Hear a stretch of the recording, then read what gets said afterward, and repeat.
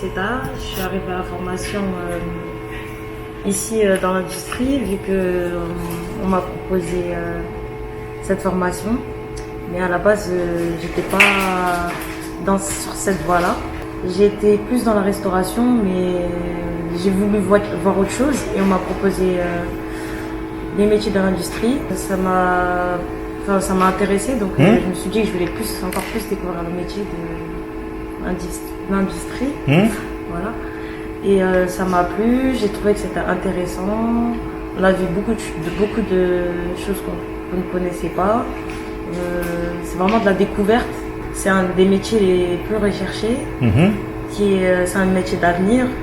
Et ils recherchent des femmes là en ce moment. Vu que ça se développe, il y a des débouchés dans l'électrique, dans la mécanique, il y a aussi le nucléaire, il y a beaucoup de métiers. Oui, il y a beaucoup de choix. Ça rend service aussi, ça rend beaucoup service. C'est très mystérieux aussi, c'est un métier qui est mystérieux. On sait à peu près tous les métiers, comment ça se passe. Mais ça, c'est un métier quand même, on ne sait pas vraiment, on va dire, ce qui se passe vraiment. Nous, on a beau peut-être allumer la lumière, on ne sait pas vraiment ce qui se passe dans les machines. On a beau les utiliser, mais on ne sait pas vraiment ce qui se passe à l'intérieur. Et c'est bien de voir aussi ce qui se passe dans toutes ces machines qu'on utilise tous les jours.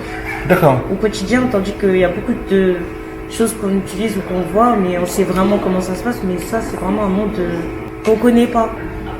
Comme je disais, ça a l'air d'être un métier passionnant aussi. Vu qu'on peut aussi évoluer, on peut peut-être commencer par faire peut-être des petits câblages, par exemple, je sais pas, on apprend petit à petit, et après on peut évoluer en faisant plusieurs formations. J'aime bien manipuler, j'aime bien découvrir, donc je me suis dit que pourquoi pas essayer, pourquoi pas. Donc, non, je me suis dit que j'allais essayer.